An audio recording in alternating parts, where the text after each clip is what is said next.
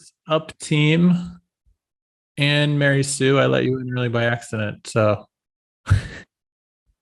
I won't tell. you're the first one. Hey, Chase. Hey, here comes Joyce. NASA, is it your team presenting today? No, it is here. Who? Shah and Siddharth. Shaw. Let me see. Yep, here he is.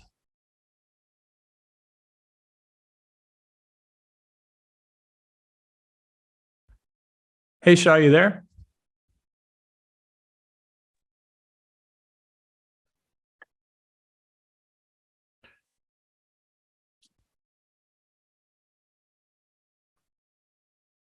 Oh no, Shaw, what happened? Had a shoulder surgery a couple of weeks back. So yeah. Snowboarding accident? No, it was my handstand practice regimen, so I just tripped. Oh no. Did the surgery go well, I hope? Yeah, it did. It's healed now, so I have just a couple more weeks of physio left. Then I'm good. Nice. Okay, cool. So who's presenting today? Shaw, are you kicking it off? It's our team. Okay, great. Who else do we need from your team before we start? We have everyone except I'll think Kiran. Abhishek. Okay, let's see.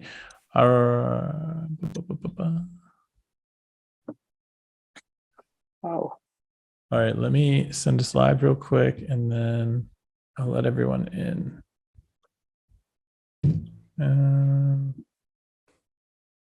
Live on Facebook.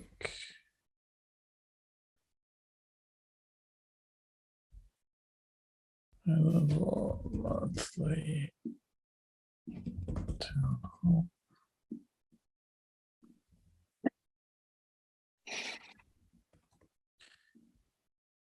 Share a group. High level. Okay, we are ready. Chase, you seem all worked up today. Just focused over here.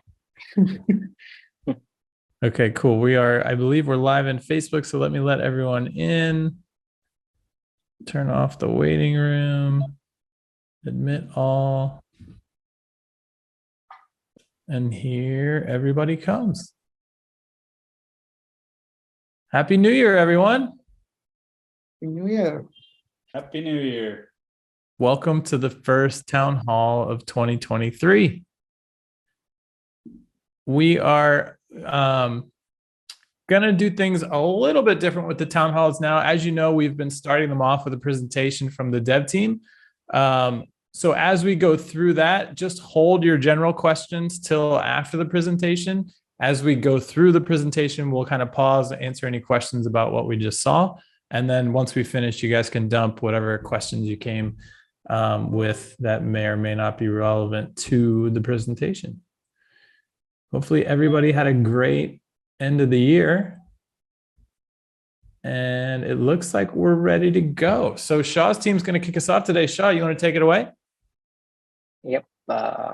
So are you going to be sharing the presentation or do we take it at my side? I can do that. Shah, let me share it. Go for it. Cool.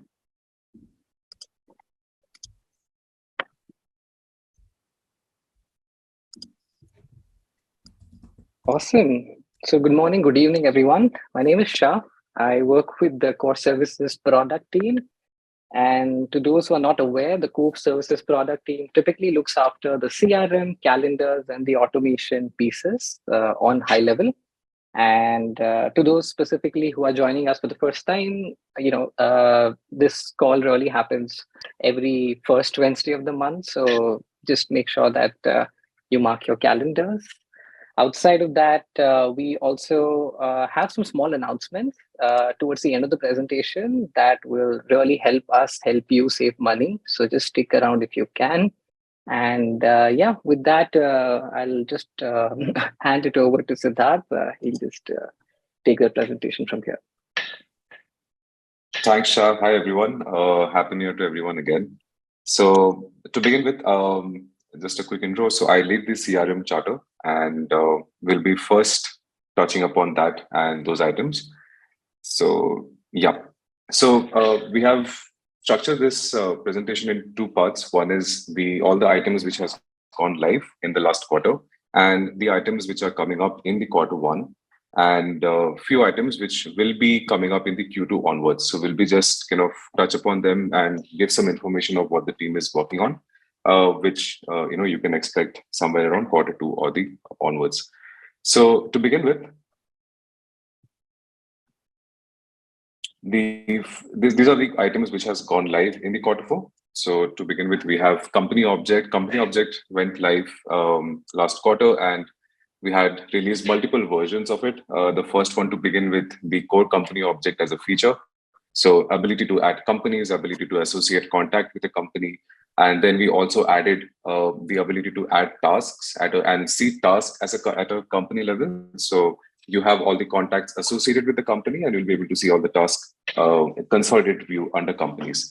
And apart from that, we have also added in terms of some components of the table structure, so you'll be able to get a better view of how the company relationship works with each contacts.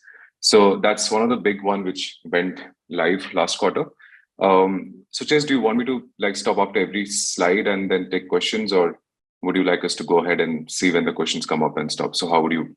Yeah, you can keep rolling. If we get questions in there, sure. I'll just call them out and we can address them as we go. Sure. Great, cool. So then the next one is custom fields folder and the contacts upgrade view. So we have, this is something which went live last quarter as well. Ability to create custom folders, ability to manage them, ability to rearrange them and position them how you want it based on your preference. And this also captured in terms of the new fields, a new table view what we have. So we have the list of fields you can see in one place, and you can again reorder them, put them into one folder, and you can also swap fields from one folder to another. And this also added to a new view for the contact details page. So you can see all the folders here, and these are different accordions you have. You can expand them and view as many fields as you have under them. So this is the custom field folder feature. And moving on to the next one is the task page version 2. So the first task page which we released in Q3, that was a base structure of showing all the tasks in the system. And the V2 consisted of the ability to click on each task and go to the contact page directly. We started populating the description of the task and a quick way to also mark tasks and as a completed one or a pending one. So this version kind of focused completely on the user experience part of it, and added some filters also to kind of get to your task quickly. So that was the task page version 2. And then another big one which went live last quarter was the conversation page left panel. So we added multiple functionalities in that. To begin with, we had bulk actions. We had new filters, so you can see as you assign to filters, last message channel filters, and in terms of unread, starred, these are all different filters what we added. We also introduced a new functionality called starred. So you can now mark a conversation as starred and also unstar them using bulk actions. And the sort functionality, sorting in terms of conversations from latest to oldest or vice versa. So this was a big one also, which went live sometime last quarter. And then we had on conversations page again, the ability to schedule messages. So we went live with email and SMS, ability to pick a date, pick a time, select your time zone and schedule them. And this is something which was highly requested from our customer base, and this is something which went live with sometime last quarter. Cool. The other one, which on the conversation side, which we went live with, was the conversation custom provider. So this Sid, allows. quickly. Yeah. There is a question from Derek. Okay. Got it. Let me open that. Would love to see if the tags folder would stay open based on session. Yes. Yeah. So good question, Derek. So this is something which is already in the process. So we have already put that in our roadmap, and you should see this announcement sometime in this quarter. Nice. Cool. Moving on. So yes. So coming back to conversation custom providers. So this will allow any third-party developers to build a conversation provider, and that can be added to the sub account. And you can see the list of conversation providers under the settings page. And we allow email and text, which also allows SMS, supports SMS. And when you add these custom providers to your account, you can also see them under the conversation composer box. So as you can see in the second screenshot, you will be able to see them getting listed there, and you can use them to send SMS or email. I feel like we should double down on that for just a quick second. So if you're watching and you're like, wait a minute, I could integrate Line or Telegram into High Level, the answer is yes. Just connect with somebody in the dev community. Our Facebook community is a great place to find those folks, and they can integrate through that third-party API, and you can have those conversations here in High Level. So it's all possible. Yep. Just need to hook up with the right dev. Cool. Yeah. Right. Then the next feature is login as feature. The ability to log in as another user and make any changes in the account. This is applicable for agency admins, and this also went live sometime last quarter. Then we had another big one, which is the notification manager. So we had added a lot of new notification types, and also give them the option to kind of set your preferences, the ones which you would like to receive. And this was a user level setting, so user can choose which notification they would like to see, and which they want to kind of block. Right. So that happened, and we also enhanced the view on the notification panel, which you see on the right-hand side. So this also provides more information about the sub account, what type of notification it is. It is a standard notification, or is it a custom notification? And we are also coming up with more enhancements. We are going to also allow different channels in it. That's something which will be happening in this quarter. Another question, Yeah. Siddharth. Will you guys put in a notification that notifies the user when a workflow locks? Currently, it just locks in silence. At this point in time, yep. Shah, do you want to take that one? Yeah. Yeah. No, we currently don't have that as part of this notifications, but we will definitely give you like a heads up on this. I mean, we have something in the works for this, but it's not part of this notification chatter. Wait, so that would be like, dear user, we have locked this workflow.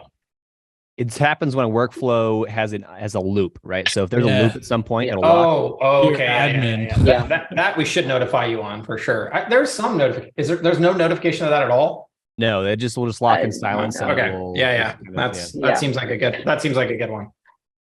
Yeah, it's an email that we had in mind, but yeah, we'll just double down on this and circle back. Sure. And I think apart from that, also there are a lot of notifications which we have in mind, which we would like to incorporate here, whether it's in terms of, let's say, an integration is getting expired, or any of such notifications which you would like to kind of receive in different channels, right? So that's something which we have in the roadmap. At this point in time, those are primarily going via email, but we have a long roadmap for what all type of notifications we would like to add. So we would like to go as granular as possible, and that's definitely going to happen over the period of time. Another question, Sid. Yeah. Where are these notifications located? So this is, Tim, this is under settings and under profile. So this is a user level settings. So you can go to profile, and right after general tab, you will have this, you can see these options called notifications.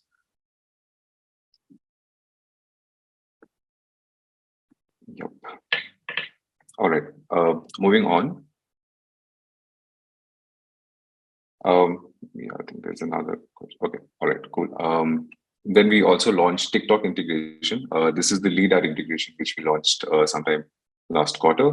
And then I'll just, cool. So I think we have touched upon all the major items which went live last quarter. And if there's any questions, I'll just wait for 2 minutes to take any questions regarding those before moving on to the next set of items. Hey, this is James. I got a quick question on custom folders. It seems like you guys are calling them groups in one place and folders in the other. Was wondering if we can just find a word that we can use for both. I think we call them groups only in calendars. And I think that's something which we deliberated upon for the longest time. And I think we arrived at groups in calendars specifically because... No, I'm not talking about calendars. I'm talking about custom fields. Like when you go to create a custom field, I think. Okay. They call it a group. Oh, I see. Oh, got it. Yeah. We can relabel that to folder. Yeah. Okay. Yeah. Either. I would think one way or the other, but just to be consistent. Yep. Thanks so much. And you had a question on custom objects as well, right, James? Yeah. Hey, yeah. Do I you want to appreciate it. expand on that? I'll take the time. Yeah. So there's been an ideas request since about August of last year on the topic of custom objects.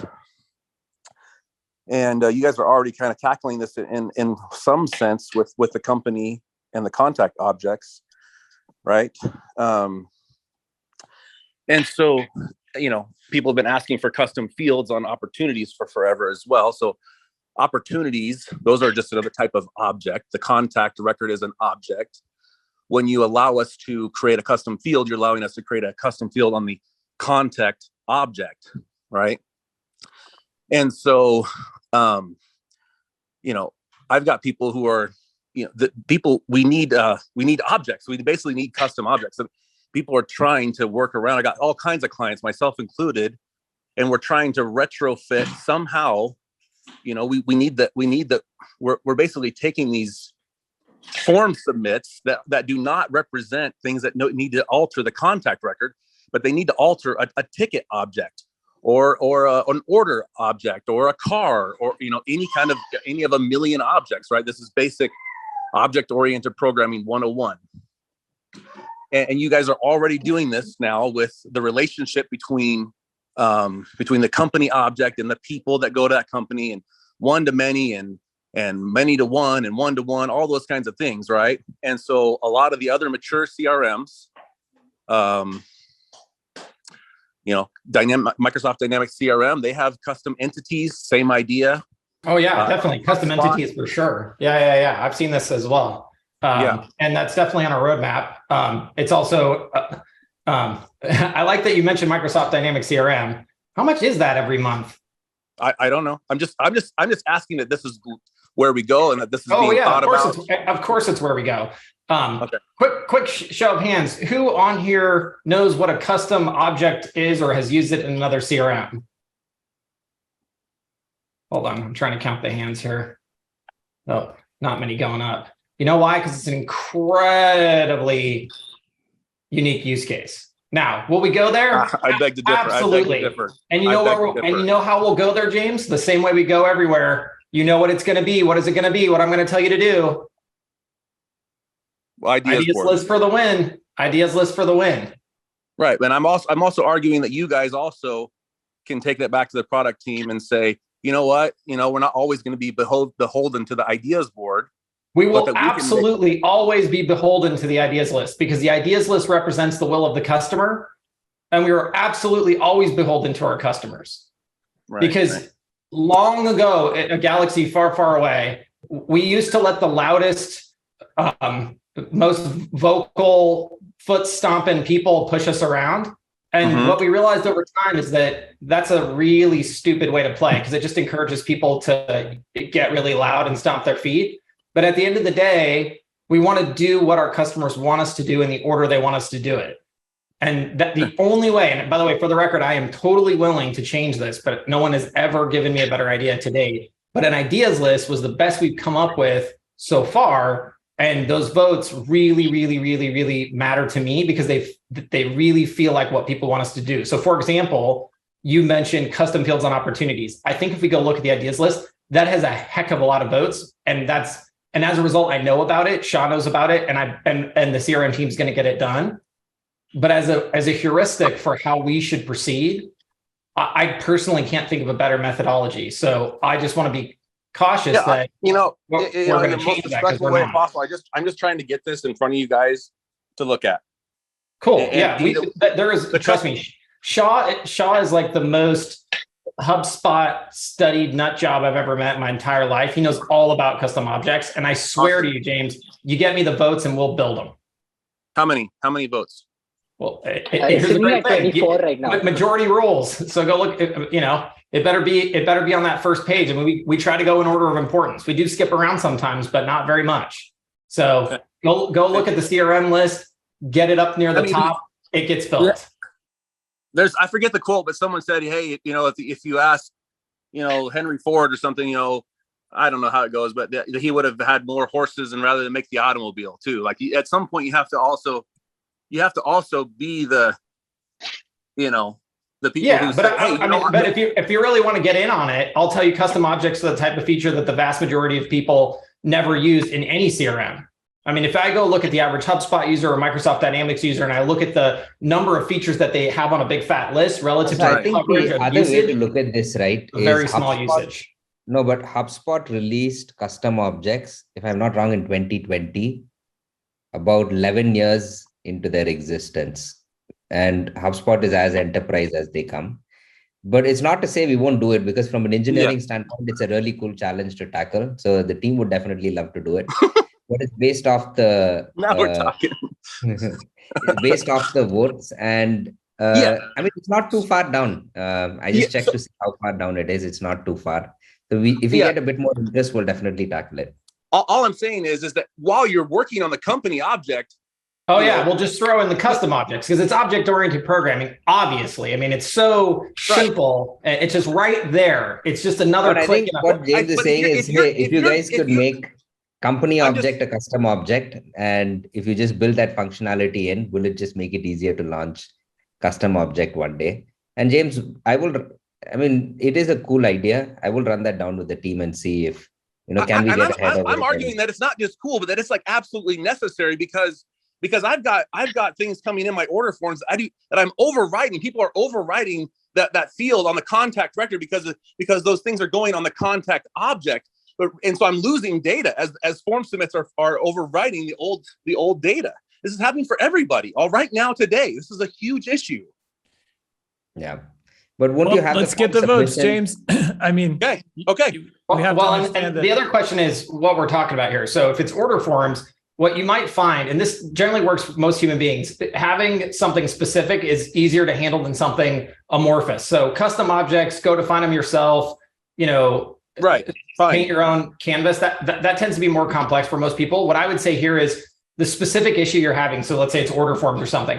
We should probably represent order forms as a specific construct, and we should add custom fields to that, because the average person will understand, oh, it's an order form. Okay, I know what that is. I'm going to add fields to the order form. But saying like, go out and create a custom object, call it whatever you want, and basically you're moving into a no-code, low-code environment, that's going to confuse 99% of people. Okay, so I guess then we'll just start with opportunities. That's a great object. I agree with that. I am with you, and that is high on the votes. So I'm all over the CRM team for that. All I'm trying to do is think a little bit further and say, hey, while we're adding custom fields to opportunities and maybe custom fields to company objects, how could this work for any object? Ryan Hardigan, he has a car dealership. I'm sure he would love to represent a car, right? A year, make, and model that doesn't go on the contact record, but goes for every single car that's coming through the system. Totally. All right. We got to get back on track, guys. The ideas board for the win. If there are enough people who agree, we will definitely make it happen. But we got to make sure that we have time to get through this presentation, and then we can get back to the other question. Thank you so much, everyone. Appreciate it. High level. And thanks, Derek, for the use case there. I'll just make a note of it, and we'll also add that to what James had just described. So thanks. Go for it. Yeah, cool. So just want to touch upon some of the metrics of the CRM charter. To begin with the contacts. So in the last 12 months, we have added more than 500 million contacts in the system. More than 50% of them got created in the last 12 months, which was a big surge in the system. What we can see in terms of the adoption of this, and in total, we have more than 1 billion contacts. And then looking at the opportunities metrics, we see is kind of a similar trend.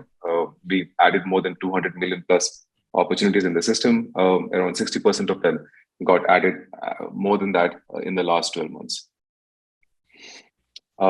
Moving on, from the conversation side, we processed more than 2.5 billion messages in the last 12 months. And 30 million plus contacts got created out of conversation in the last 12 months. And if you look at the top channels in the last 12 months, what we've seen, email is definitely at the top. And then we have SMS, and then we have Instagram and Facebook. So these are just a few metrics we wanted to just highlight from the CRM charter point of view. Cool. See any questions? Yeah. Okay. Now, moving on with the upcoming features and projects that the team is working on. To begin with, we have the company automation feature. So this would allow create new companies and associate contacts based on the business name field value. And this is applicable for the existing contacts and the new contacts. It will work like a live sync settings where every time you add a new contact and it has a business name value, it will create a new company and associate the contact with it. And as we speak, this has gone live today for everyone in production. So we can definitely check it out and give your feedback on this. So this has been asked from the time we have launched company object for creating new companies using the business name field, and it's live as of call today. Cool. Yeah. The next one is opportunities. Now we are making a lot of changes in the opportunities, whether it comes, in terms of the functionalities, the UI part of it. So to begin with, we are adding a lot new type of filters, and we are adding 5 new filters in the opportunities. When you talk about the sort options, we are also adding new type of sort options in the page. As you can see the screenshot here, we are kind of building a better user interface and user experience for the opportunities page altogether. And with the new development, you will also see a significant improvement in the performance of the page as well.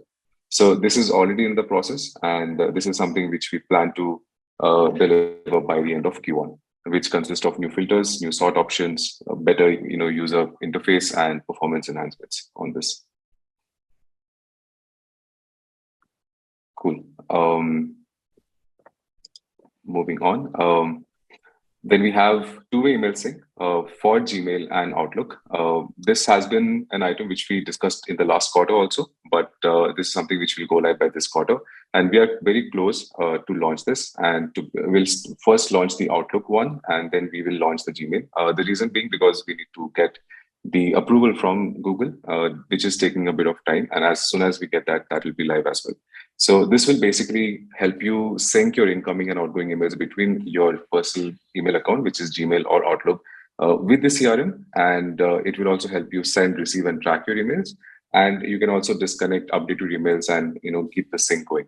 So this is a two-way email sync. I think for Outlook, we are looking good to release very soon. And for Gmail also, we are planning to release by next week or this month itself. So it's on, yep. Yeah. So Mary, for Outlook, we are both we are planning to launch by this month. Although for Gmail, we need to be a little cautious because it's taking a little bit of time in terms of approval. But Outlook, we are very soon will be launching. We are planning to do this by next week itself. Anapi once said, if I choose that, will my blasts go out through that? Like if I choose the two-way sync. Right. So you have both will have both the option there. So once the user connects the email, the blast will go from there. But the other option is if you change the email ID in the form field, then it will take the sub account level, settings what you have, whether it's the Mailgun or the SMTP. So by default, it will go from the user level. But if you change it to another email ID, then automatically it will pick the sub-account level settings.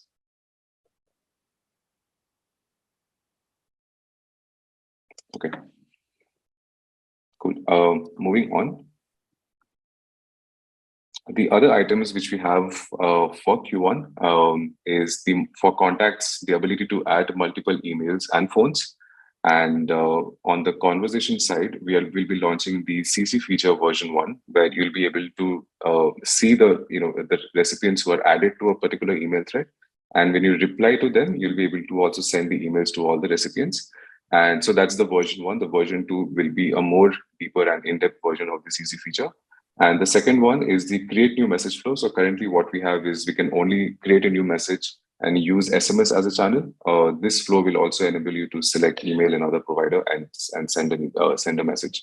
So that's on the Q1 items what we have. For the Q2, these are something which the team, it's already in the roadmap and team has already started working on this, but you can expect this to be delivered Q2 onwards.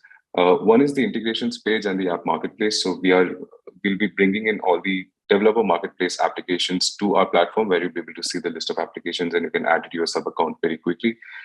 This will also include a lot of permission level settings, which is in terms of who you can share the application with, which is a shared connection, which is a kind of a connection which is only applicable for the admin. So it will have a lot of these kind of components in place so that it will help you share and see which application to be added to the sub account. The second one is the permission. So we spoke about this in the last town hall as well. This is something which is something the team is already working on, and it's a long-term item. And what we plan to do is provide a very granular level role-based access for the permissions, and this is applicable for all the modules in the system. So this will help you kind of customize and provide permissions to a particular user-specific role, and we will go granular as possible on this.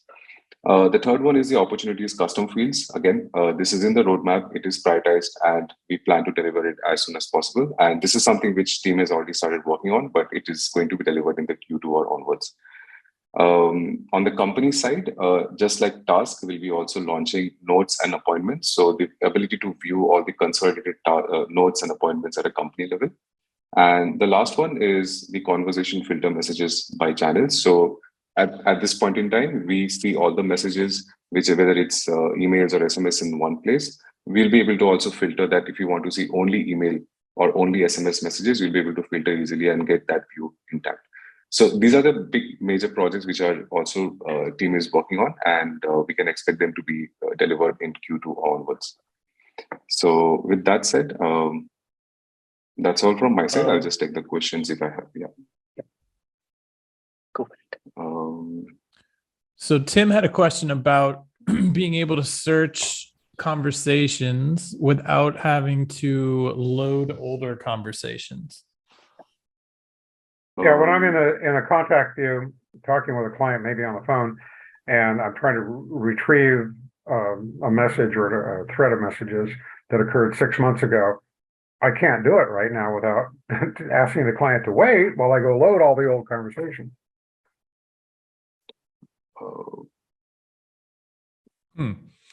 I definitely understand the use case, but I'm not technical enough to know it is how possible. big of a lift So that I think is. we will run that down. We'll take that feedback, Tim, and we'll see how we can make that happen. We'll also compare it to other platforms, but I see the use case for sure. It would be cool to search that down. Yeah. Okay, thanks. Kristen asked a good question here. Now that we have the company object, how far behind are workflow triggers related to it? Yeah, Kristen, what triggers? It'll take time. No, but I think a good question is, what triggers are you expecting, Kristen? Like, what do you want it to do? Yeah, so we have our use case is our company object are homes that are owned by multiple contacts. So we would have that sort of home go under that company object umbrella. So we could essentially enroll people all in under that contact all under the company level. So we would enroll 5 contacts to that specific workflow. Got it. So the workflow trigger will fire every time a contact is added to a company? It could. Just having that option, I guess, to do that, to associate the entire company versus having to put multiple contacts and roll them in one workflow. Are you Oh, saying, got it. I get it. I get what you're saying. are you saying you're using the company object for homes Yes, in our case. in your case? So another custom object, basically. Yeah. Well, I guess we could do a custom object based off of that. Which, yeah, I'm just saying she's finagling homes to be used in the company object. Vote it up. There's I another think you vote. definitely made your point, and we have other use cases as well. We have use cases where if there's a family that's going to the same doctor, the entire family is enrolled under a company object. So we've seen different use cases. And James, your point is taken. Okay.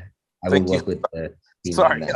I'm just saying I couldn't help but notice that she was finagling homes into the company object. Yeah, for sure. So Kristen, we will run that down as well. And Sid, Shanawaz, I guess the use case here is, we have a bunch of contacts, so we want to execute a workflow for one time for all of those contacts instead of individually having to execute a workflow for each contact. So there's multiple contacts that own the home. How can we execute the workflow for the company object so we can just... Thank you. Got it. Thank you. Yep. I'm just curious, could you not use opportunities? I'm just thinking out loud. Well, as long as we can associate multiple contacts to one opportunity. Yeah, which is on the list. Which is on the list. Which would be great. Yeah, got it. But yeah, point taken. Thank you so much. Guys, can I ask a quick question? Just ask. Oh, okay. First of all, Happy New Year, everyone. Nice to see everybody. So yeah, just what I didn't see, I mean, I see you got a lot of the things that I've over the years talked about coming down the pike. What about right now? I've got company name, in the system in the old file format. And then in my situation, I have phone numbers. So we have I'm using the business number in the main phone field, which means I can't send SMS messages from that, and created a custom field for the numbers. And I know one of the things you guys are coming out was a workflow to be able to move the company name that's in the old file to the company object. So where is that, just as far as some housekeeping? Well, as soon as I drop the video today, I'm pretty sure that'll be live. Oh, the ability to move all that stuff to the I new think so. object? Isn't that what the company object update was about in the release channel today? Yep. Yeah, cool. Oh.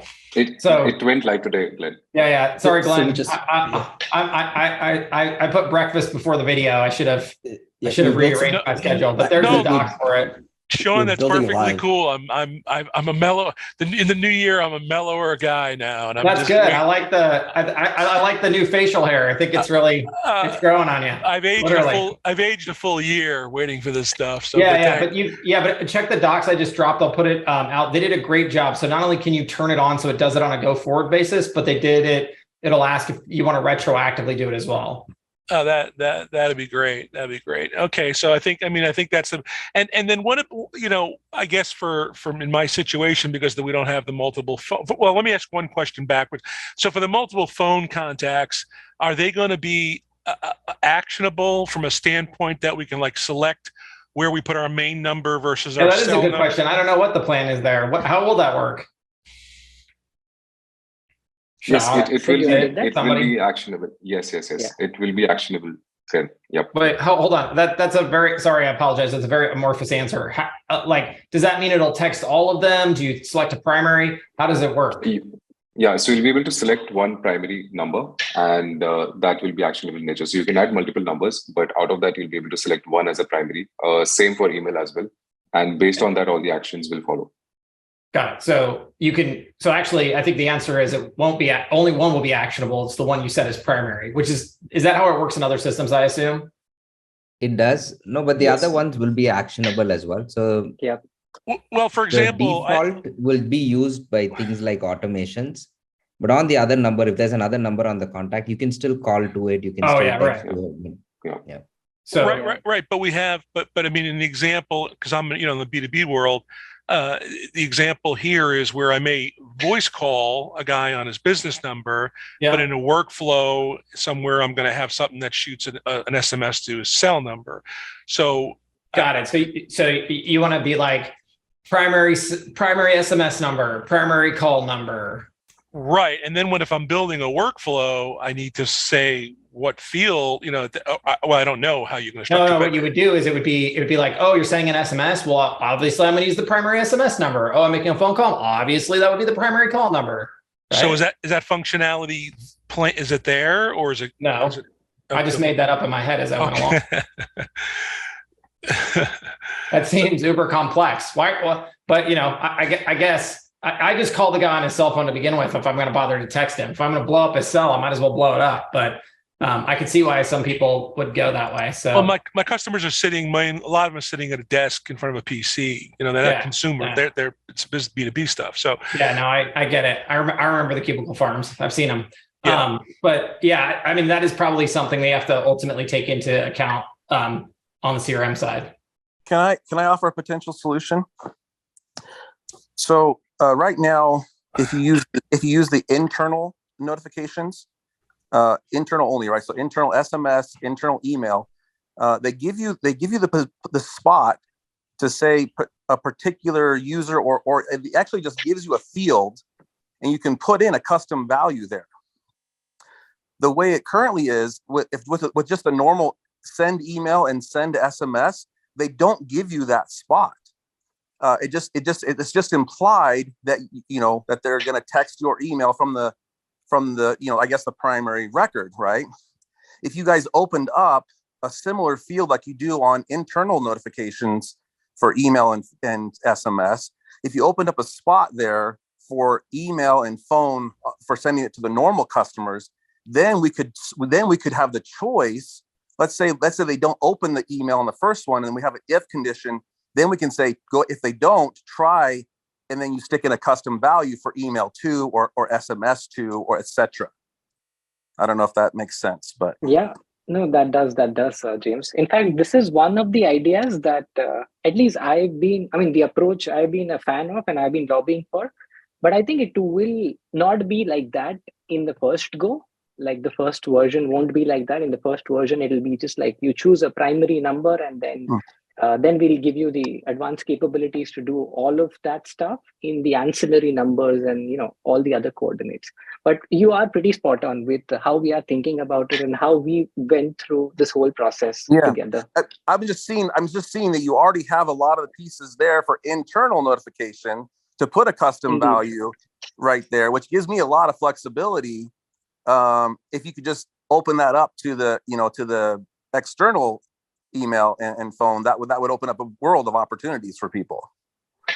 Absolutely. But then, at some level, I think it's a really advanced, let's say, implementation that only people probably in your league might want to sort of go for.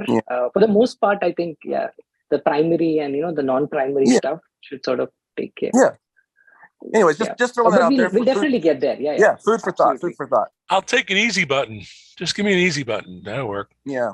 And then back to the question on what workflow actions and triggers do we want for the company object? I would think at a minimum, we would want a trigger that when a company is created, what could we then do with it? I don't know if triggers are that exciting, but at a minimum for actions, I'm imagining a form gets submitted with the old organization field, right? The old organization field, then that name that comes in, we then have a form submit with the old organization field and maybe the name and a phone number. And then we have the ability to create a company, right? So for action number 1 on workflows, it's going to be create a company, right? And then we're going to have some fields like, the name of the company, the phone, whatever the minimum required, the primary key is on the company object, give us the opportunity to fill those from a form submit. I think that would take us miles from where we are right now, if that's not already done or on the roadmap. So I think that's a good trigger for sure, the create company. Yeah. But to achieve that same behavior, the workaround is the release that went out today. Okay. If you just collect the business info, the business name field on the contact in the form submit, it will create the company object and link the contact for you. Awesome. Awesome. Good job, guys. Thanks. I'm looking forward for that. It's going to help. Kinder, gentler 2023. Yeah. Did you see all the items Glenn. there, Glenn? What's like that? The first four items are all Glenn items. Like, I've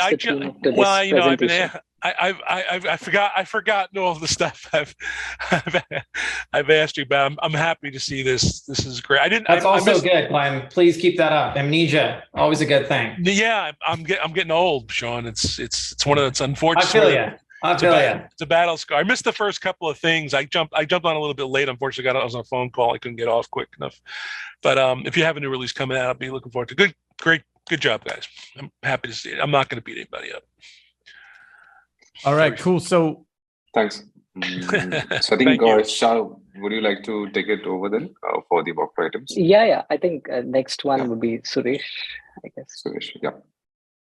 While we're transitioning, Dietrich had a question a while ago, and I don't want it to get buried. You know how there's a status for a contact that's either lead or a customer, I believe. So the question is, will we ever be able to do more with that?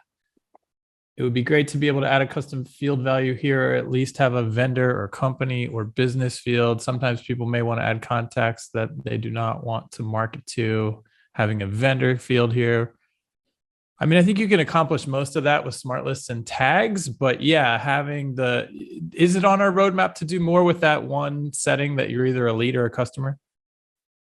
Yeah, yes, I think all teams are fighting for that one setting. So we'll definitely have some fungible use cases built around it. So it can be used for a wide range of things. Dare I say a vendor object? Is that vendor was mentioned in the question? Yeah. or a type. I mean, a contact is, or I think these are types, not objects. Yeah. I mean, a company. Yeah. I think the idea that I've seen persist over time is creating custom types. I don't know if we're going to support that or not, but it seems like that's more the direction I would go.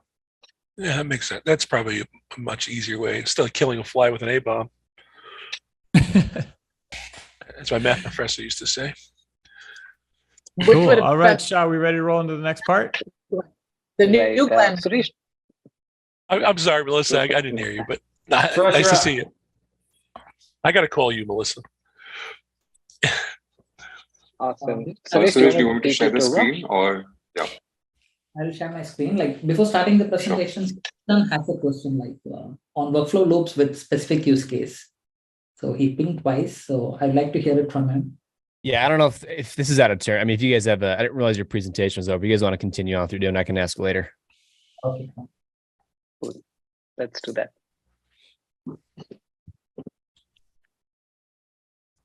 So the following items went live in Q4 of 2022.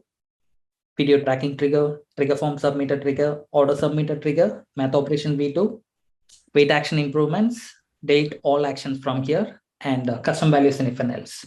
So to go in depth, so video tracking trigger, like whichever video hosted in our funnels and websites, based on the user action, when a user quits the video or pauses a video, it's getting tracked, and based on at what duration the action is being done, it will get tracked and it will trigger. We can do any action for that particular contact. So this will work for any video with a contact on it, like a logged in user. If a user is not logged in, if he's logging in later, it will still be recorded in the activity log of that particular contact. But for a trigger, if he's logged in, the trigger will start to execute based on the user action.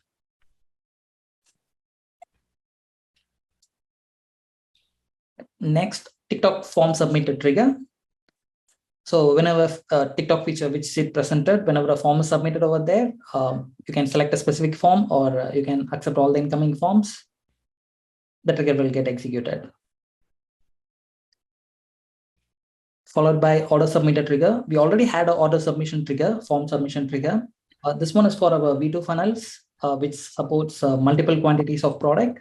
And we also introducing a new filter, global product, so that we need not create multiple workflows pointing to specific funnels. Every time we have to select a funnel and then process the trigger, we can avoid that. We can just pick a global product. So if the product is there in the cart, it will get executed.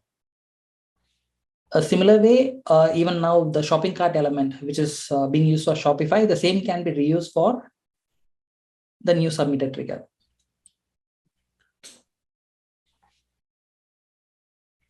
Math operation version 2, we just included the custom values in the values so that on changing the custom value, the operation will get executed based on the value updated in the custom value.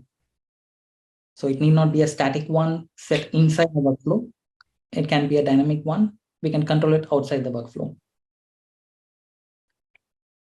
Wait action improvement, move to next step, especially when the data is in the past, it skips partially some actions and sometimes it skips something which has to be covered. So to avoid that, we are giving a control over here. Whichever step is selected here, which is below the particular wait action, if the contact is in the past, it will jump to that particular step. Then delete all actions from here. So from whichever node, if you're selecting and deleting all the actions from here, it will delete all the items below it. So it's just an improvement to avoid deleting each individual nodes. Followed by custom values in if and else. Now in if and else, you can use the custom value. You can select a custom value and then compare it with any constant value. Let's say you can select a custom value is SMS, then you can send an SMS, else you can send an email. The other way around is like the incoming data can be compared. The replied message contains, if it is having this custom value. Again, the flexibility here is like sharing it in snapshot and importing it, it supports. Also, by just changing the custom value, it gets reflected in all the workflows. So these are Suresh, there's a question on video tracking trigger. So with video tracking, it will track the content. Sorry, I lost it again. Yeah, it lost. Yeah, wait, hold on. Yeah, basically, I'll just pipe in here, Shah. So basically with video tracking, it'll track the video if the customer opts in with the form, and it has the information immediately right there, so it can track the video, right? But my question is, if I wanted to send them to a video from like an email, for example, how is that video, if it can at all, is it going to track that contact if I'm sending them not from a form, but just like to the page?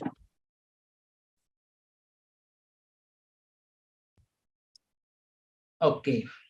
Nasa, you are on? I don't think, I mean, today it might not work, but it should technically be possible to track that person. Nasa, I think you're on the call. Can you run that down with Anish and the funnels team? Yeah, we'll do that. Yeah. So we'll run that down. It is a use case we can support.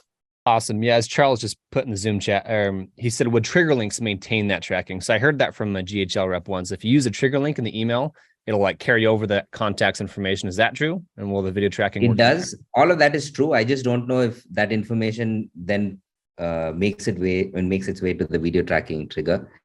But we will run that down, and it is possible. If it doesn't work, we'll make it work.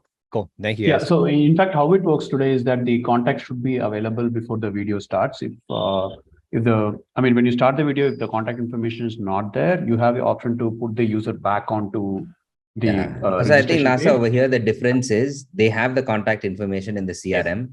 They're sending out an email with the link to the page. They click on the link. It's a trigger link, and they land on the page. So the contact information was not collected on the funnel, but the trigger link already maps back to information. Yeah. So we just need to run down if it works for that use case. If it doesn't, we can make it work. Awesome. Great. Thanks.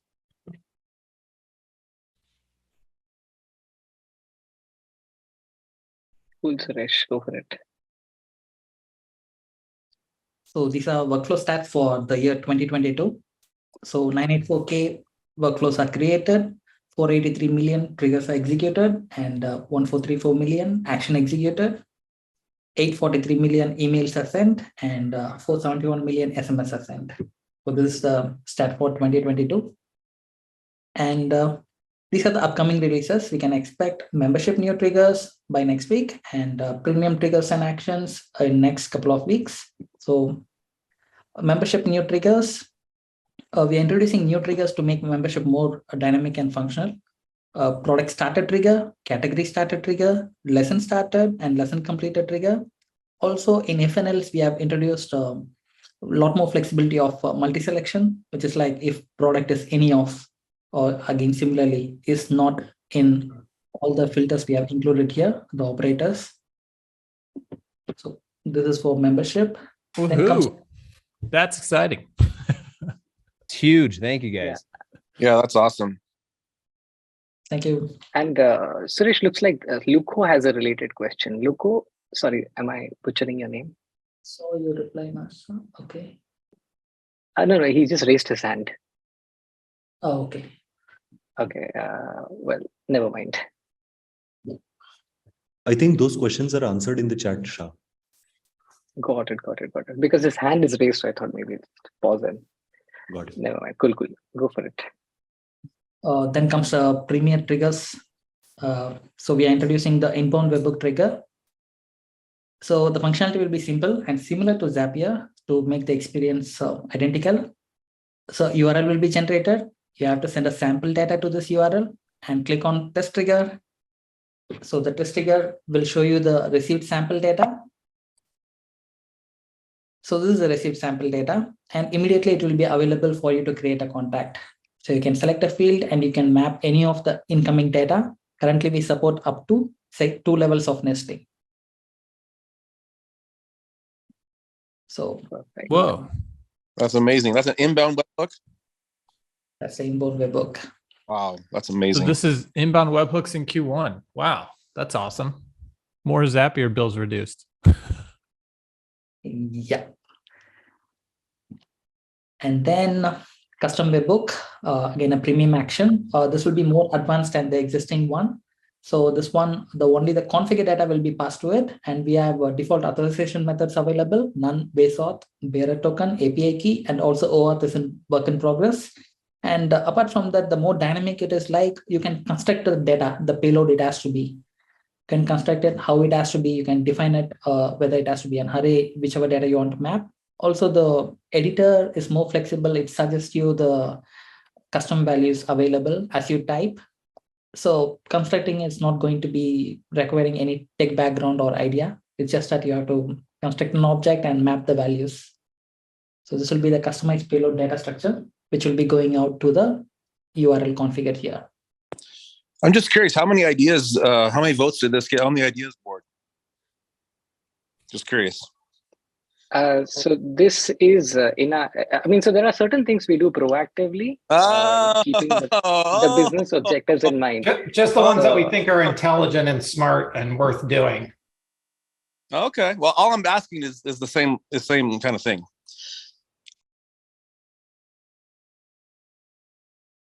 All right, let's roll on. Yep. Suresh, there's a question from Charles that is there going to be an additional cost for premium actions? Sorry? Yes, there will be. Yes. Yep. And another question is, will we be able to have a post webhook with JSON's payload? Yes. You can have a post webhook. Post, put,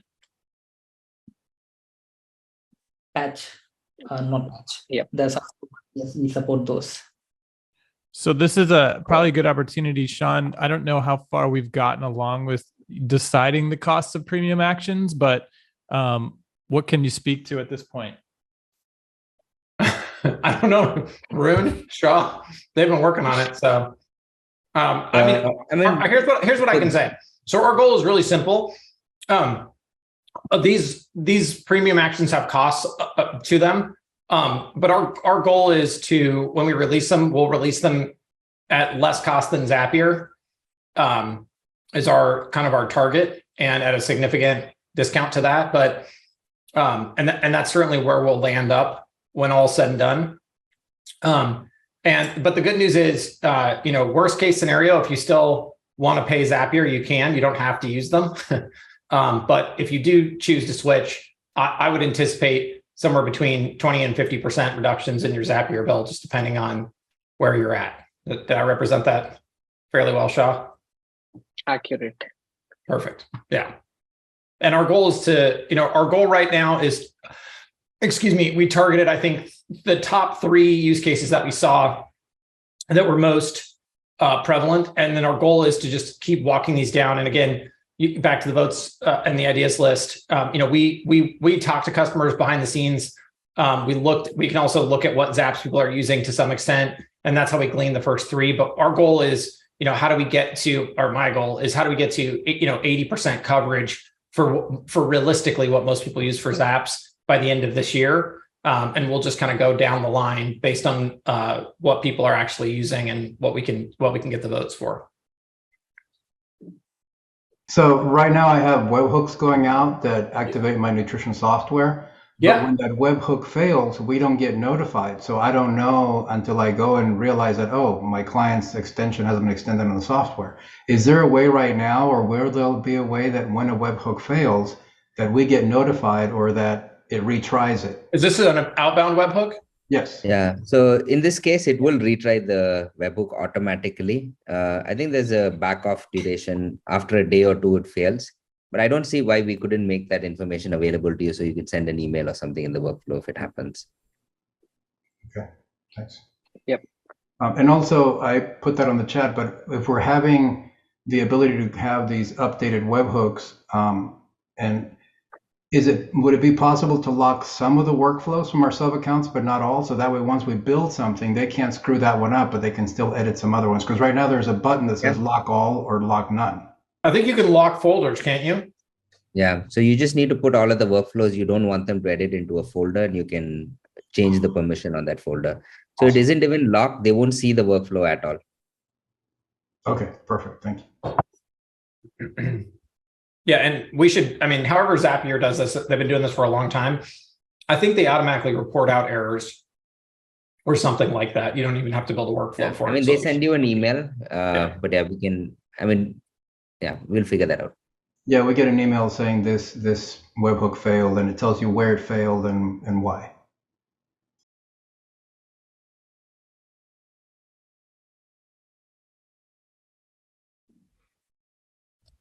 Cool. Yeah, Alok has a question. Will it be comparable to Pabbly? Yeah, we'll share all of that information in due course, Alok. But it will be very competitive. Yeah. All right, let's keep rolling. Yeah, the next premium action is Google Sheet. So you'll be able to create a spreadsheet row in Google Sheet. So this is how you configure, similar to Zapier again. You have to pick a drive, sheet, worksheet, then start column in column, then map the custom values or any direct value. The rows will get created whenever the workflows get executed. And we have other plans for these premium actions. I'll show in the presentation. Next is premium action Slack integration. So here also, you have to integrate Slack, and you can start sending direct message or send it to a public channel or to a private channel. You can configure the action, and you can configure the message. So any appointment notification or any notification, now it will be on your Slack.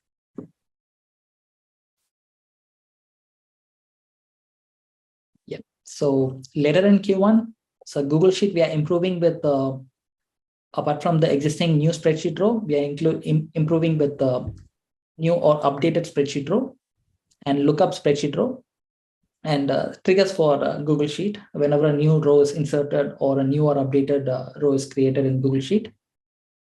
And then Slack sent to assigned user. This is to automate the process, like based on the appointment owner or the contact owner.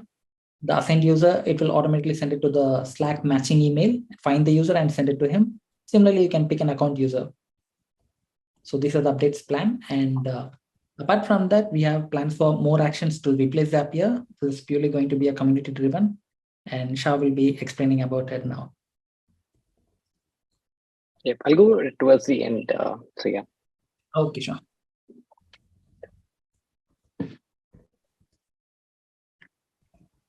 So moving forward, Ashutosh will take over calendar. Abhishek, are you on? Yes, sir. Yes, I'm here, and yeah, let me start by sharing my screen. Can I get this? Okay, let me try again. Okay, here we are.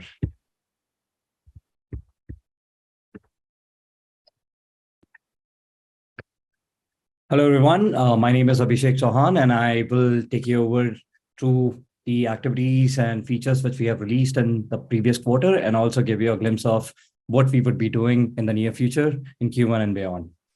All right. So to start with an overview, what features have gone live?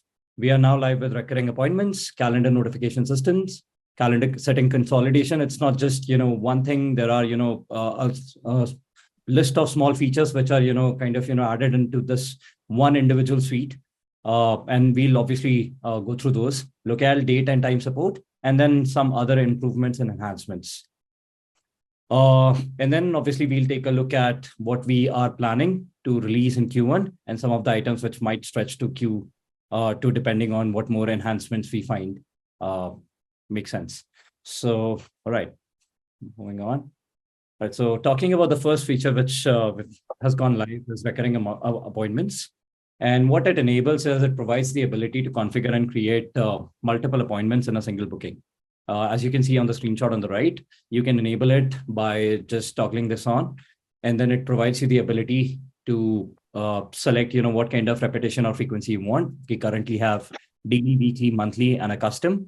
For custom on the right, if you see, these are the options where, you can choose how many times you want this particular event or appointment to be repeated based on what interval, month, week, or a day, and then add more information, and then you can basically configure that then. We also have an option where in case of an event conflict, it kind of handles and shows, the other possible available events to the person who is looking at booking the appointment. Right. I'll just quickly check if there are any questions around this so far. Yep. All right. Okay. Very good. Yeah. Okay, great. All right. So moving on to the second feature, this is native notifications and calendar. What you see on the right, when you are creating the calendar event, that's when you would see this option where we currently have the acknowledgement email as a notification type. And in terms of the receivers, you can either select it from the contact list or manually add emails by comma separated by, separating them by commas. And then, of course, in future, in this coming quarter, we would be working on adding more capabilities in terms of notification type, where you can then be able to add or select text messages as an acknowledgement type or a notification type. Apart from that, there would be an ability to add email templates in the notification as well. Great. Moving on then. Calendar settings consolidation. As I've mentioned, there would be a few slides where we would be talking about some of the features which have worked under this particular title. So number one is information architecture change for the calendar tab. So what we have done is, in order to increase the overall user experience and usability of the calendar tab, we've kind of restructured the overall information architecture. And this again, is a work in progress and would gradually work upon, be improved upon. And this is, think of it like the first lot or the first version of that. And then in future, you would see further improvements and enhancements. Yeah. The second thing is ability to deactivate or disable all the groups from a single click. So this was one of the things which was there in the ideas vote apparently, and then, also had a lot of votes. So yeah, now we have this feature where, we can deactivate or disable all the groups from a single calendar. All right. In terms of new and improved calendar user experience, yes, we now have the capability for moving calendars between groups. As you can see on the right there in the ellipsis, you now have an option. You can basically select that and move a particular calendar to a specific group. And in a particular group, you can now rearrange all the calendars.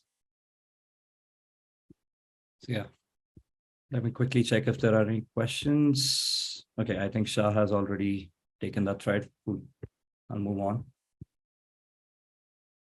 All right, now talking about upcoming features, one of the features which we would be releasing pretty soon would be the webinar or class booking. What it enables you to do is show you on the calendar view multiple appointments which are now nested under one particular appointment. So as you can see in the example above, sorry, let me go back. Yeah, so let's say, the appointment was for 4, and then, 2 have already confirmed. So, that's how it is presented. And then on the right, what you can see is basically the overall appointments, how many have confirmed, and then ability to reschedule or cancel, and then reschedule all, as well as, cancel all the bookings at one go in a single click. That is great. All right. The next piece of item which we are planning to work upon is collective booking, where a new appointment type can be added would be shown as a feature in the Calendars app. And what it enables is basically to provide an ability to have more than one user for the appointment. So on the right, what you can see is essentially the ability where you can select team members and add multiple based on how much you want to go with the max limit. And then here you can then also select the appointment owner. There it is. Would be for class booking. This is amazing. That one's been highly requested for a long time. Amazing. There it is. Amazing. Awesome. Then moving on. Yeah, these are some of the few enhancements and minor improvements which we are thinking to pick up. And some of them are, based on some of the prioritizations and what makes sense with the overall objective and goal. Some of them are picked from the ideas board. So yeah, I'll quickly browse through them and then choose between different widgets on your calendar. So what you see below are basically the two options of the calendar widgets. So now we have the ability by which you can select or choose which calendar widget you want to opt for. And then that, kind of becomes the default, would be viewed by the users. Configuring custom slugs for unassigned calendars. Yes, now after this, we would have the ability to configure custom slugs for the unassigned calendars as well. Groups can be assigned to unassigned calendars. Groups would be non-mandatory for all calendar types. So we realized that, one of the friction points in while working on the calendar creation journey was, the groups. So many a times, many users, would not have groups, and that kind of became an obstacle for completing the entire user flow and journey. So this kind of, led us to decide that, let's take that obstacle out. That would eradicate one step, one problem point, and then, would enable more adoption and increase, the overall calendar usage. Embed code would carry permanent calendar links, which will ensure that changing the custom slugs won't affect the link in the embedded code, and then ability to deactivate groups across all the calendars. I'll just quickly browse through the questions. Okay. This is amazing. Thank you guys so much. I've been asking for this for years, and this is the best news ever. Thank you. Nice. That's great.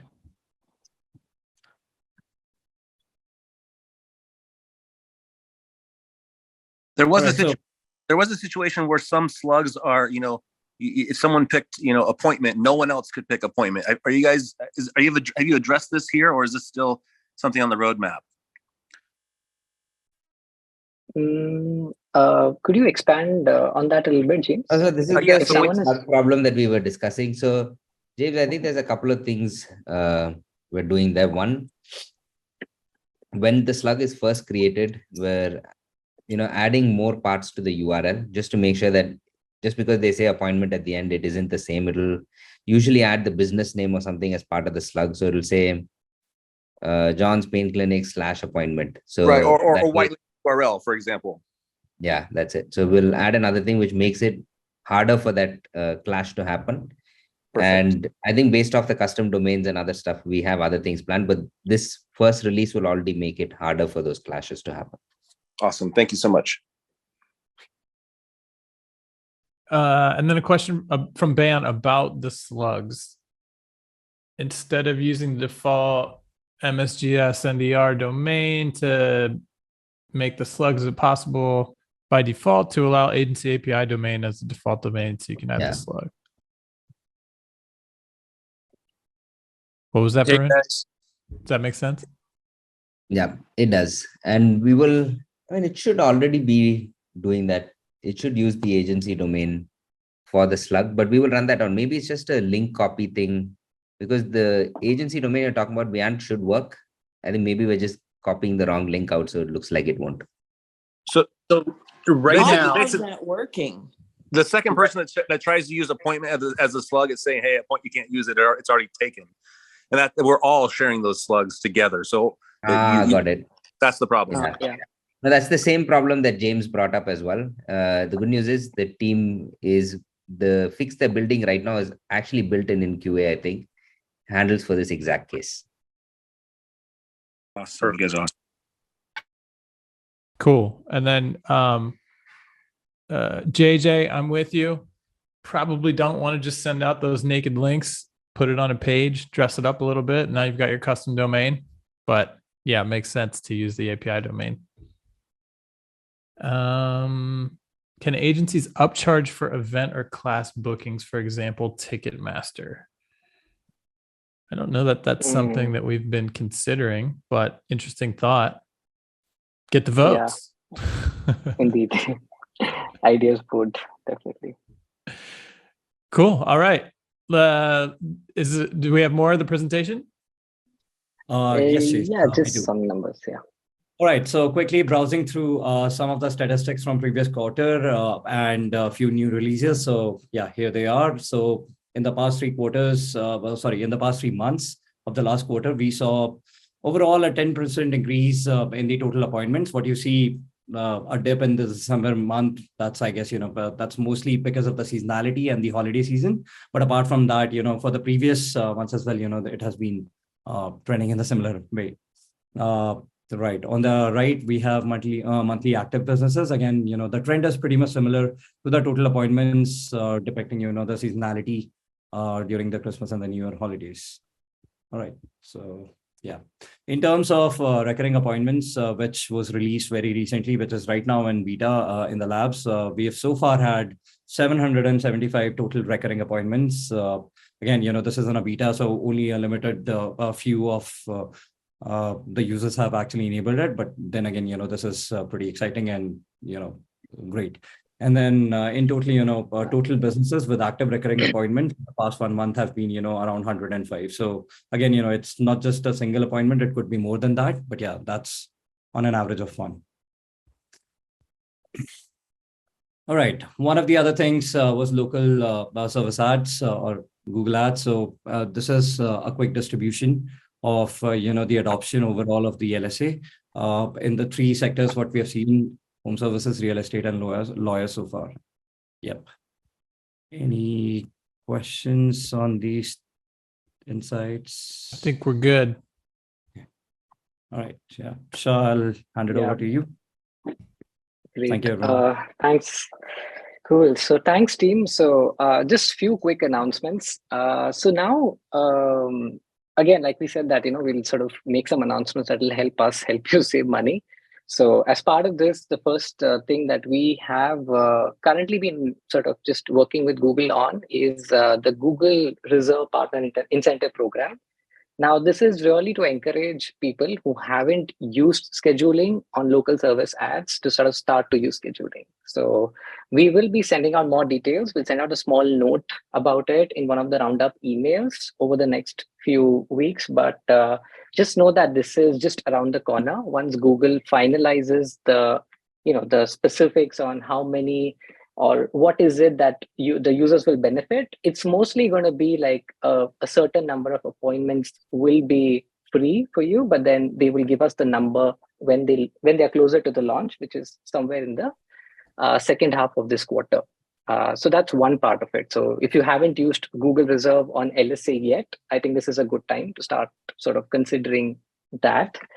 Outside of that, we have Zapier Actions user research. So previously in one of the earlier slides, Suresh pointed out that we are kind of going to be community driven in terms of trying to understand what are the different use cases people are looking to deploy. They've been sort of working with Zapier on, and we want to deploy those use cases, and we want to co-create the whole set of premium actions with them. So we will start to reach out to you guys, and we'll also float a form to sort of really ask you to jump on calls if at all you have time, and if you're able to make time to sort of help us make this project successful. But that's really the direction that we're taking. So we're spending a significant amount of bandwidth to make sure that all the Zapier actions that some of the most pertinent Zapier actions that you use as part of your workflow, we are able to replace that. So that sort of helps you save money in the grand scheme of things. So that's really the 2 small announcements before we now start with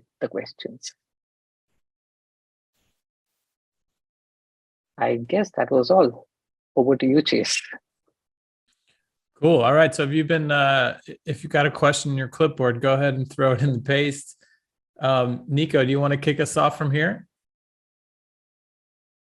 Yeah, let's do it.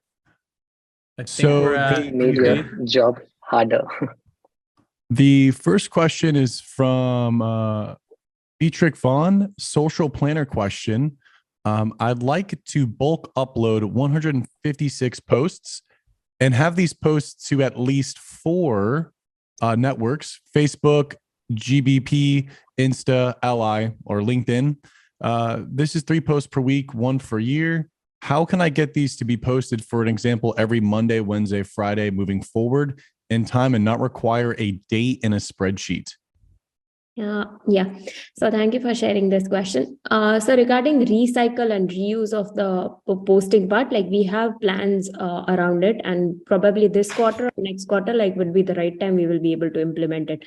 It's part of this quarter, but like we think that, it might take us like next quarter start to do it. Yeah. Thank you. Awesome. Thanks, Pooja. Next one is from Pamela. Is there a way to notify clients when new course modules are added to the membership products?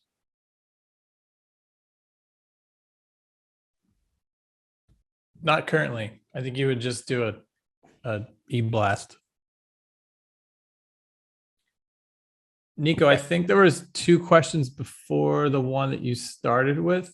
Clay asked how long until inbound calling is available for non-beta users. Is anybody from mobile here?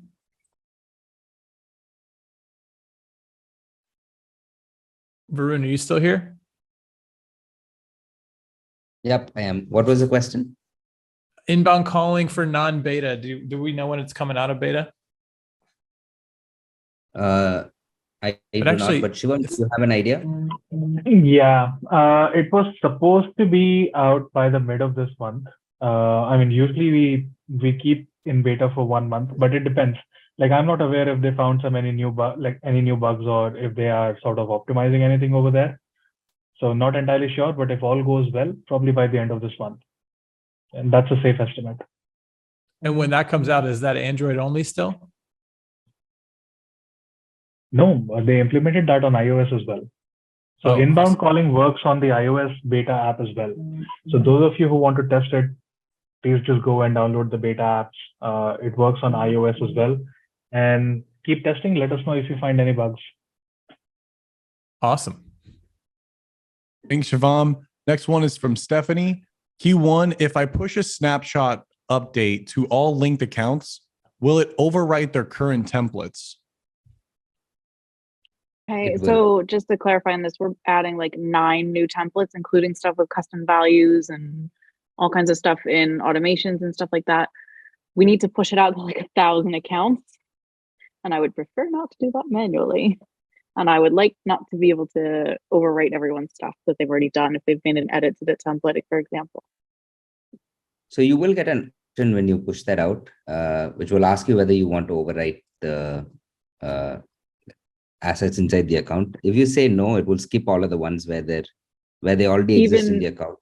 Even on the bulk action under agency view settings, snapshot. Yep. You will get an option that says, do you want to overwrite it or not? And if you say skip, any workflow or form or anything that already exists in the account, even if there's a change in the account in the snapshot, it doesn't matter. It won't touch it. It will only push the new content in.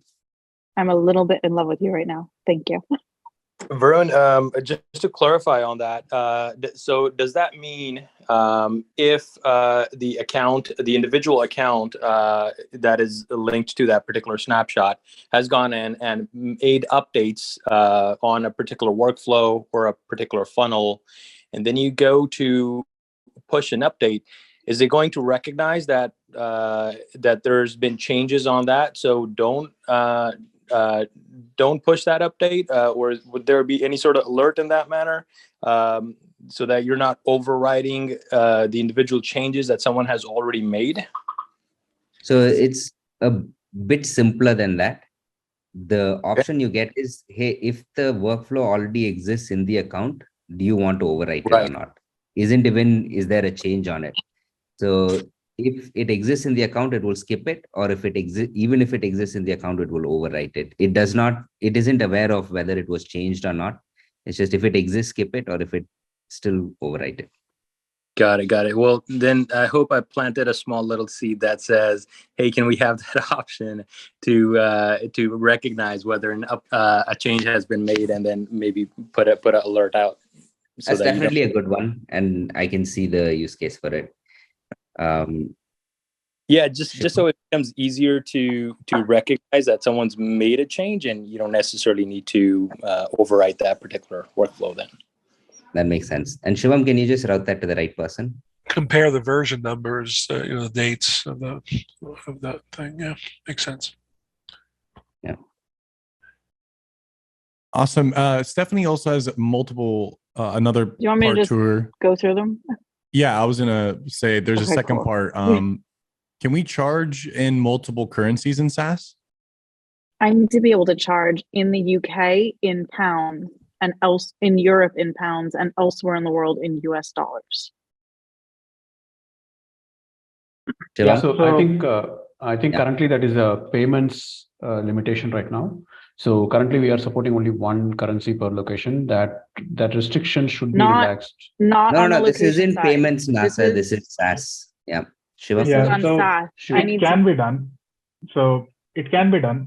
It's a little bit messy, but there are workarounds. So what you can do is when we create SaaS products, I don't want to inside take your up Stripe, too much time on that.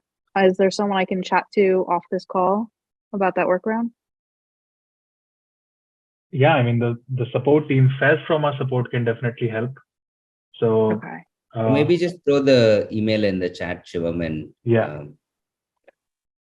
Cool. Thanks, Stephanie. Next question's from Mary. If we were using the Lead Connector phone system, will you port a phone from Vonage? Vonage. I don't know. Does Vonage use? They don't use Twilio on the back end, right? I don't think that you can. But you can still port it in. Yeah. Is Shivam on the call? Or Shivam, do you know the answer there? They seem to support a lot of porting, but and there are fees, like you can port to Google Voice, for example, for a fee. Yeah. You should definitely be able to port. Yeah. Like I haven't seen any examples like that. So when it comes to porting, the process is pretty simple. There's a form, there's a declaration you need to do.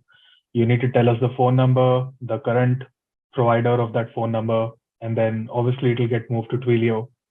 So there's an entire process. Like if your client owns the number, then, we'll share the form with you, you'll share the form with your client fills it. We need to maintain the white label throughout the process. So it is a manual process, but porting has been going on, in the last 6 months or so. So we can give it a shot. Yeah, how do I initiate that process then? Reach out to our support and say, I want to port a phone number from a different provider. We'll share the form with you, fill the form, and we'll take it from there. Okay, thank you. Yeah. Next question is from Melissa, and she's asking the timeline for the WhatsApp integration. Hopefully by the end of the quarter. Beautiful. Thanks, Shivam.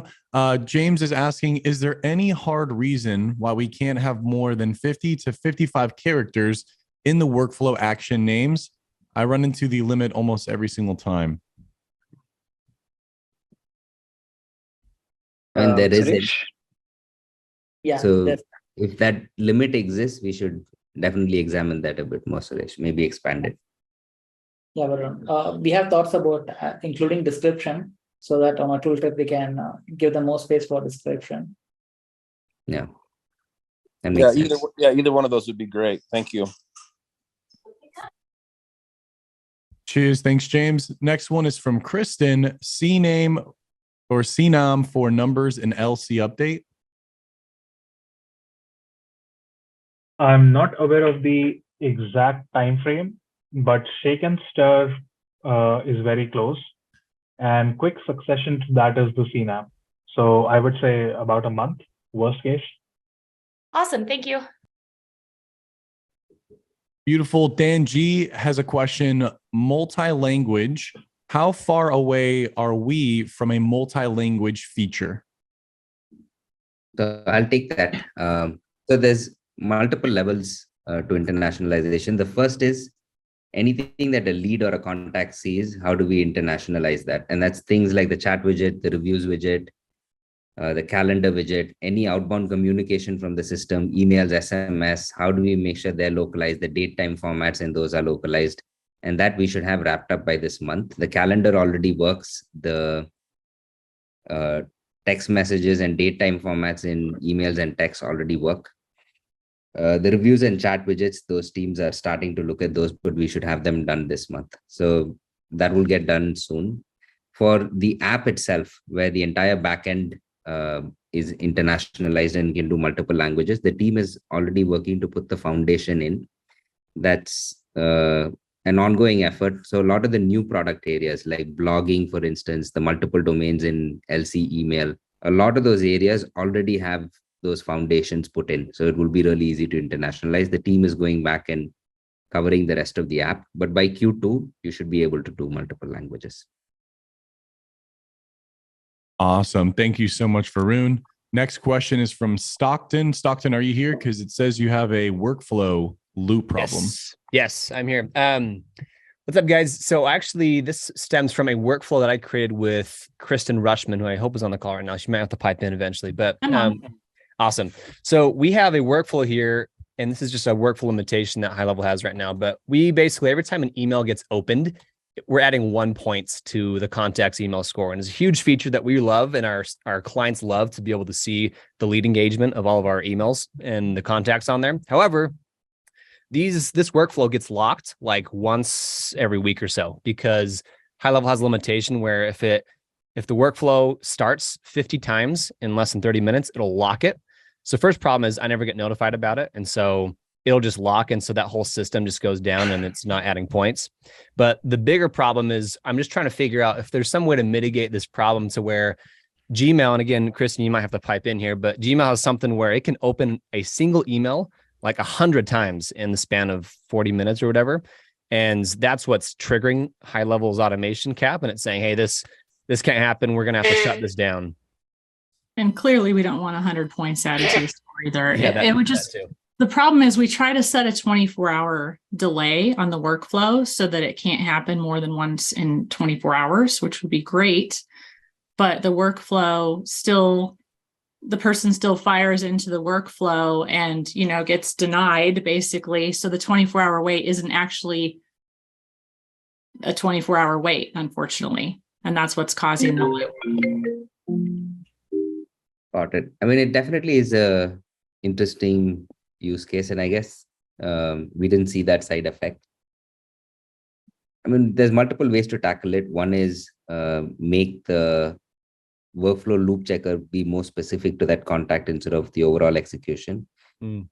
But also, I mean, we've seen this before with email clients. Sometimes they do send a ton of hits. So if you guys can just send me an email, Stockton, and you can CC Kristen as well.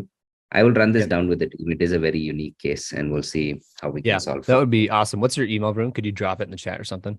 It's just varun@gohighlevel.com. Okay. Awesome. I think the key here is if they're already in the workflow and then it fires again, it should not count as a loop. Like they're already in the workflow. It would just be nice if it respected that. And it shouldn't. Yeah, you are absolutely right. It shouldn't. And when they're currently active in the workflow, the fact that they're active in it should disregard that whole execution. So we will run this down. We'll see what's happening here. Yeah. Bro, I think what's happening there is that because it recognizes a trigger, so it recognizes a trigger, it tries to enter the workflow, then it skips it, realizing that there's a contact and they're already, but it still counts as a fired action, which is what's causing the loop lock. If we could just exclude the skip. Yeah, this is the actual history of the add to workflow, and this is the. Oh, got it. So you can see the skip, but it still counts towards the. Yeah. So hopefully it's easy. Just exclude the skip, and then it should be. That should be straightforward. So just to keep that loop going, I think just send me the email and I will follow up with the team, and we can let you know on the email when we fixed it. No sweat. I'll shoot that over to you, Varun. Thanks so much. Thank you so much. Hey, on that same note, like if allow multiples is turned on, I think there's a huge possibility of needing to have the same contact in the workflow at different points. I mean, maybe they have two cars that are going through the car wash or something, and so, but right now, even if allow multiples is turned on, if that second time it comes through, it immediately skips and exits the workflow. I would love a configuration or another setting that says, allow this person to go through and be, because what if it's a year-long thing, so I would love that. In your case should work. What you're describing should work. If you have the allow multiple turned on, it shouldn't skip and it should allow both. Actually, I get it. I think maybe I get what you're saying. Yeah. So even when multiple is turned on, it's only if the previous execution is done. Run that down. Yeah. Thank you so much. Awesome. Yeah. So both of those we'll have to make them play nice with each other. Yeah. Because obviously the open workflow that Stockton just showed you has allowed Can you just multiples make on. a note of both of these and we'll review it on the product call tomorrow. Cool. Thank you. Yes. Thanks, guys. We are past the time, so we're going to do just a few more questions.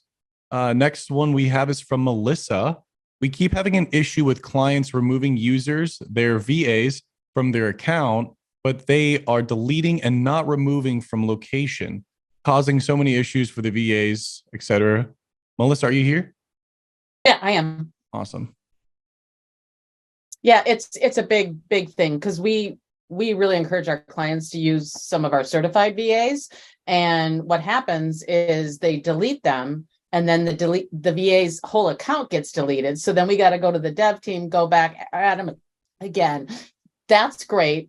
Dev team's awesome about that. But when they get added, it doesn't get added all correctly again. They got to go back in and reconfigure a bunch of stuff. So it'd be nice if only agencies could actually delete users, but admins, customers could remove them for location. Does that make sense? Yeah. And I think the fine-grained permissions, when we roll it out, should solve for this. Okay. So you will be able to say who can view a contact, who can delete a contact. Same thing for users, all the different objects we have in the system. So permissions can help. Wonderful. Thank you. Next one we have is from Brian. Is Stripe Connect on the radar? So it should already work, right? No, the question is a little different here, Varun. So it's like Brian wants to collect a percentage of the payment that their clients make. So Brian, this is something that we would like to, put on voting and see how popular it gets, and so we can go towards that. There is another long-term plan that we do have in mind, and we keep discussing about that. So we are working on NMI integration. So if you are using NMI, and definitely NMI is able to give you these options on their portal itself. So, when we launch, just let us know if you are available for beta testing. We can include you there. So that will be one way to monetize your payments. So these are the two ways. So on Stripe, if you really want it, just put it on the ideas board and see. We want to see how popular this idea is. Yeah, thank you. I'll do that. It opens up a lot of opportunities for. Yeah, definitely. Yeah, I understand. That is true. Or if you're using NMI, it should be available in the during this quarter, sometime during this quarter. Thank you. Cool. Thanks, Brian. Next question we have is, can we add the ability to tag through the app? Through the mobile app, I'm assuming that means, right? Yes, through the mobile app. Shouldn't that already be possible? I think there's only one page that you can do this on mobile. On the contact details screen, you should be able to add a tag. Yeah, I'm looking at it right now, but I don't see any tags. You can do campaigns, workflows, opportunity info. Yeah, I didn't see how to do that because I had somebody whose payment failed, and I tag him as payment failed to send them a link to buy again. And then that's a miss because I know this used to exist in the app. So I'm on the beta app of the iPhone, and there is a way to do it. Oh, got it. What are the steps? Made come back. So it's basically you see the contact info. There's the first name, the email. This is mind you, I'm on the beta app on iOS. Contact info, and then hit edit, and there it is, add tags, and I just added one. So edit contact info. Yeah. That's weird. I'm also on beta and I don't see that on iPhone. So I see it. You need to hit the edit. So once you go into a contact record, on the contact info, you hit edit, and there's Oh, an there add it is. tag. It's a drop down, add tags. Yeah. I don't see it. I think it'd be good if it got moved one step forward, I so you agree. didn't have to click It down needs into that. to. Yeah, Anyone I'm who not, can I'm share not their on iPhone beta and I screen? can do that. I'm not on beta and I can do that. I've always been able to do Oh, that. there we go. I see it Yeah. now. I guess it's just that the option is badly I don't think placed. people knew about it, but I mean, I Yeah, you always just need click to- on everything. I have to click every single thing. So Great, I saw it. Thank you. Next one is from Derek. Are there plans to bridge contacts and invoices / payments a bit better? Currently, when you are on a contact, you can't see anything pertaining to an order or an invoice. I think it would benefit having some direct links to an invoice / order right from the contact page. Yes, Yeah, definitely that is in our, oh, yeah, Prashant, go ahead. Yeah, so I answered this in the chat. So this was one of the ideas that recently gained momentum as well, the ability to show the total spend by a contact within the contacts page. So this is in our plan, and probably some updates will roll out in this quarter.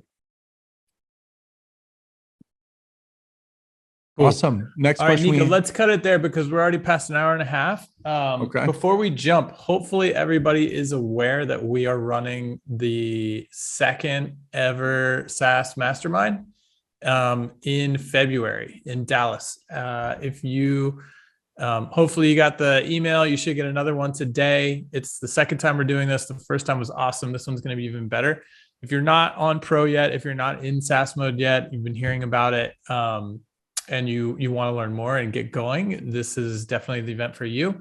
Go highlevel.com/mastermind. I'll throw this into the chat. But we're only having 100 people. Last time it was 50. This time it's going to be 100.